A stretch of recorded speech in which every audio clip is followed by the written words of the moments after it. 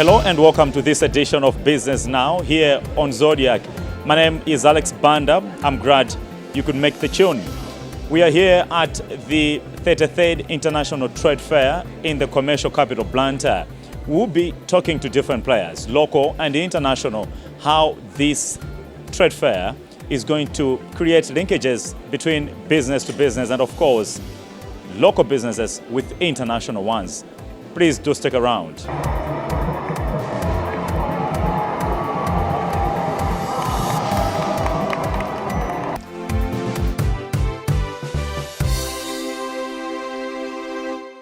The 33rd International Trade Fair is underway in the commercial capital Blantyre.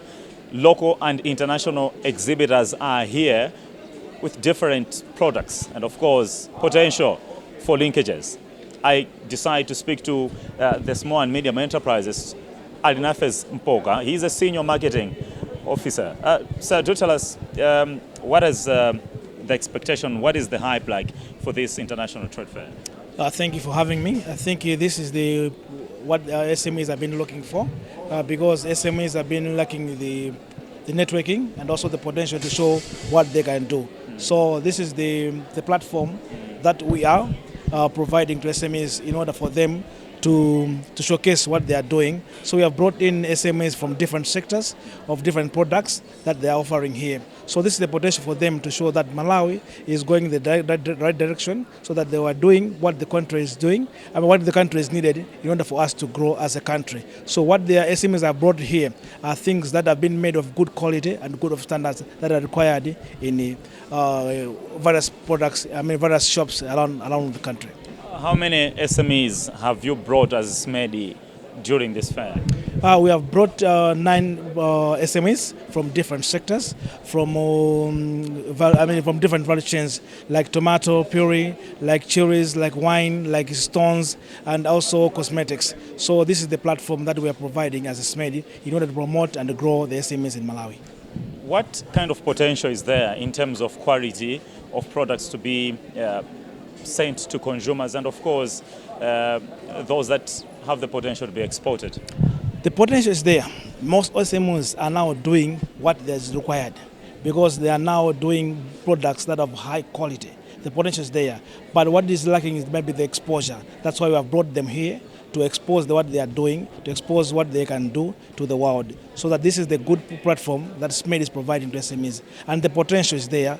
If they are going to be helped and assisted with what we have done here for bringing them together, I think this is the right way to go. You would like to add, I see we have local dried fish here.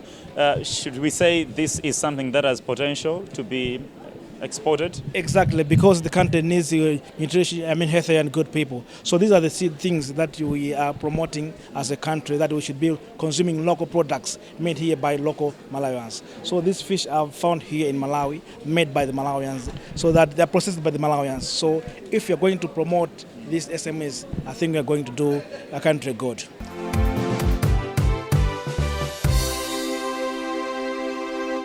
Now, from Mr. Alinafe Mpoka, who has told us Malawi's potential, Malawi's small and medium enterprises' potential to export products, here at the 33rd International Trade Fair is the Zimbabwe small and medium enterprises that are represented. Sir, could we know your name? Ronald Nyamukua. Yeah. You are representing? So we have come as Entrepreneur Get Together, which is a group of entrepreneurs, small to medium entrepreneurs in Zimbabwe. So we are a hub where we help each other to grow, right? And we've got 4 companies on this particular stand. Okay. We've got SATCO, which deals with placement of university students in different universities in Zimbabwe and abroad.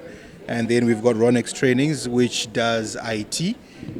Its sole mission is to impart the relevant tech skills into kids and tomorrow's generation. So we've got tech courses, and we also give software solutions to anyone who wants. All right. Is there potential for business for these 4 companies you've mentioned here in Malawi? Yes, definitely. We've seen a lot of leather products being bought, and also some of what we call mfushwa, which is futso here.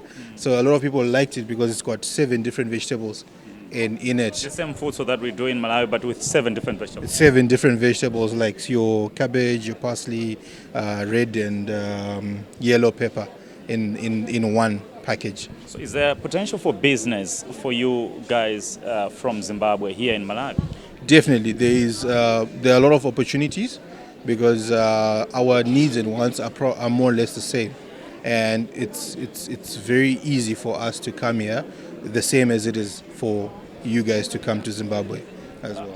Another potential is business to business linkages.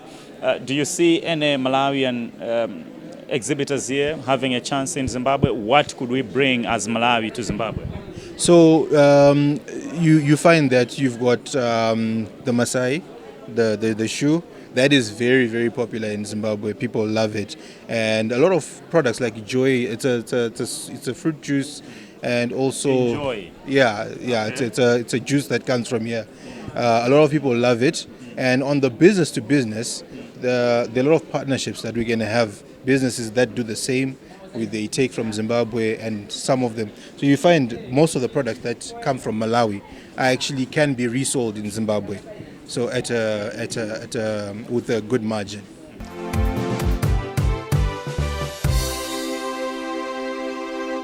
All right, madam, first of all, your names? I'm Veronica Musau from Kenya.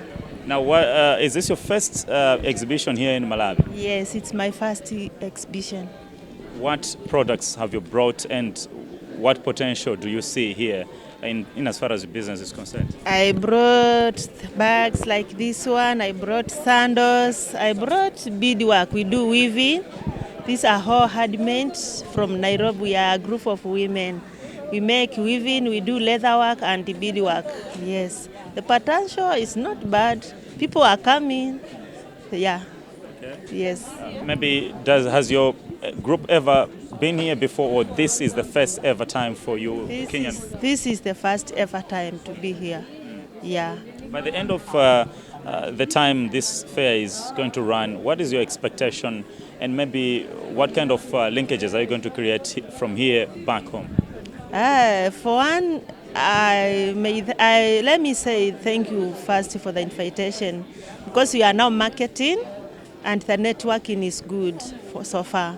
We are giving contacts, we see people are coming, they are interested, and when we go back, the exposure will be good, even we can come back again and again.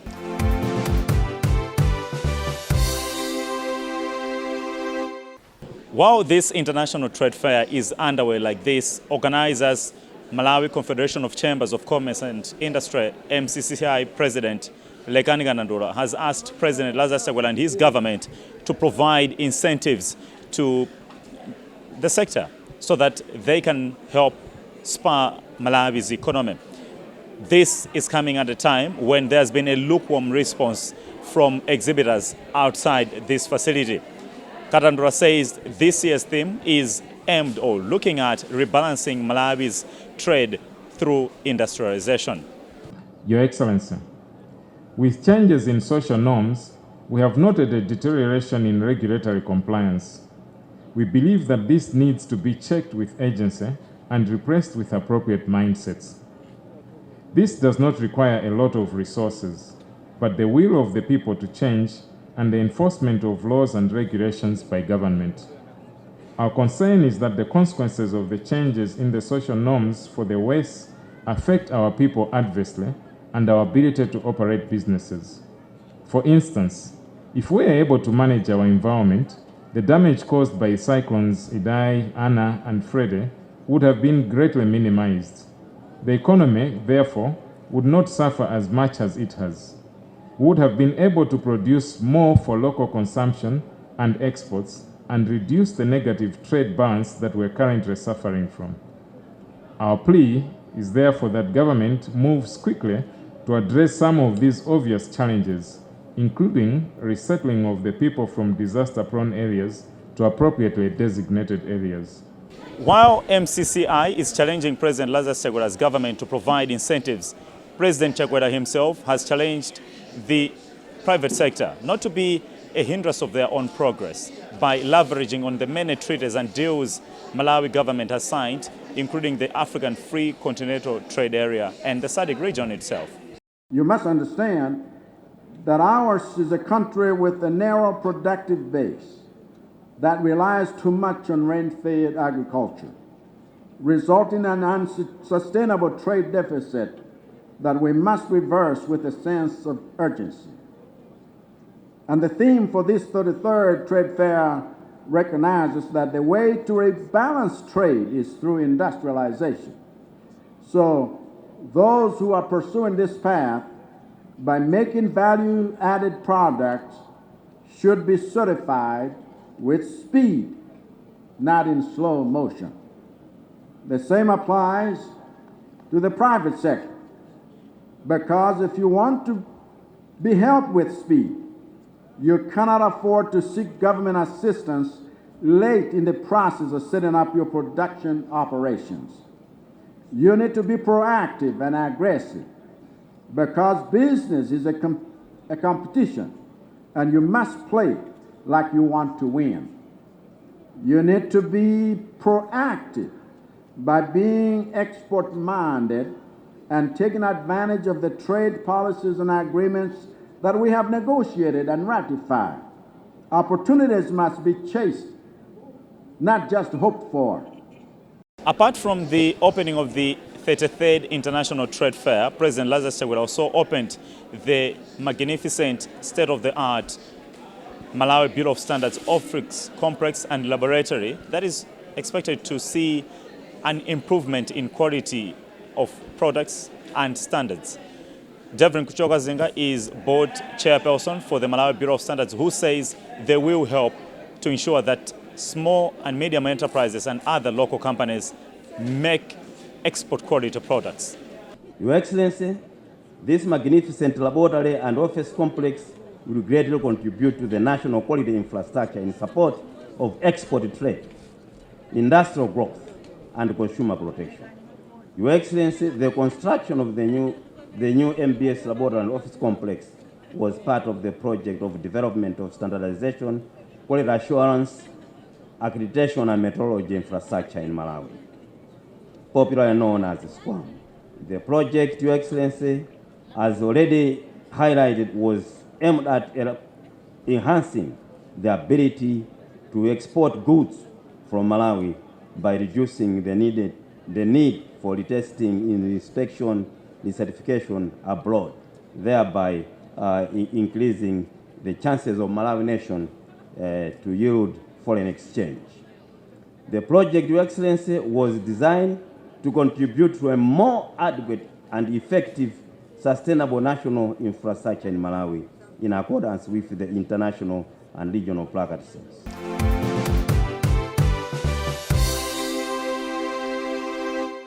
With a new facility in place, the Malawi Bureau of Standards has since given certification to 3 line products to a local manufacturer who has the potential for export, so he says in this interview with Business Now. I think this is a testimony that we Malawians can actually manufacture these products and they can be stocked in these big shops. So this is something that I think should have happened a long time ago, but maybe in Malawi we always say that when it comes from outside, then it is real. But I think it's about time that we start believing that we can do things by ourselves. Because in any case, those people who are doing them outside are people like us. So this is just a testimony to this. It took me close to 5 months. Yes, after the training, you will find that you are still not as you thought you have known them. So it takes a lot of reading as well. We bought a lot of books. My wife has been reading a lot of books. Then also YouTube, a lot of watching YouTube things. Then I think after 5 months, then you master the art properly. Before you will have maybe 30% rejects. So it was like that, maybe 50% actually sometimes. So the learning curve has been very painful, but I would like to thank my wife. She made up her mind that she will learn how to do it no matter what. Yeah, I think we have 31 products. 31 products, but the ones that we have currently come here with things like this one is foam bath, It works far much better than the full bath we know. And this is not an exaggeration. And even the people that have tested the product, they have come back with very good feedback. And one thing we have done is that if somebody is a first buyer, we always make sure we ask for feedback so that we can improve. So like this foam bath is just the best. Pine gel, this one is our hot cake. It sells like hot cake. This one is the best seller, pine gel, because it's a matte paper surface cleaner. So people are buying this a lot. Hotels actually, they're buying this as well. Then we have this one. This one, many people have not discovered it in Malawi. We call it liquid soap. It's like the same soap we used to wash. But this one is liquid form. And every person who has bought this, they are saying they have stopped using the normal soap that we know. So this one is working much better. Then we have these ones for those who have dishwashing machines. They use also this one, hand wash and machine laundry liquid. It's very good for companies with laundries. Laundry companies are buying this one a lot.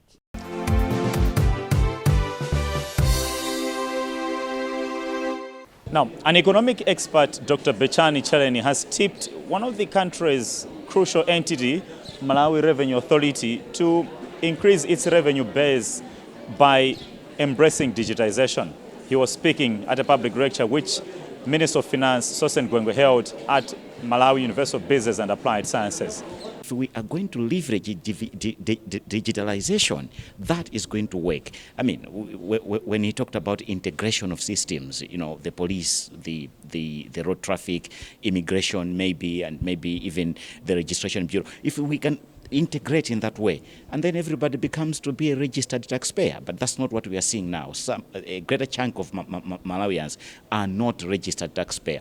I live in the ghetto, and I know so many people are landlords. They've got homes which they are renting out. Some of you are actually renting those homes, and people don't pay taxes. I mean, the last time I remember some landlords paying taxes on the houses which they own was a very, very long time ago. In other words, that's a chunk of revenue which we are not benefiting from. And I think the minister has been candid to speak it in that way. And in the last analysis, when he talked about us being a talking nation more than a practical nation, I think that's brevity. I haven't seen that. I haven't heard that from a minister of finance at that level.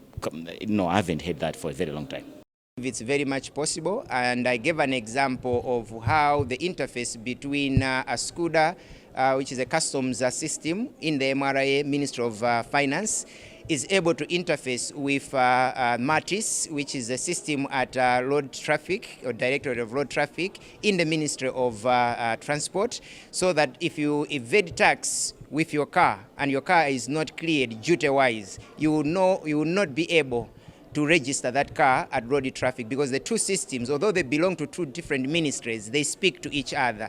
And you would see that compliance in motor vehicle duties is 90-something% because of that integration. If we do more of these integrations, linking property tax income to renewing a COF, for example, you would see that compliance is going to peak, and our VAT collection is going to improve from where it is to at least matching the average for the region.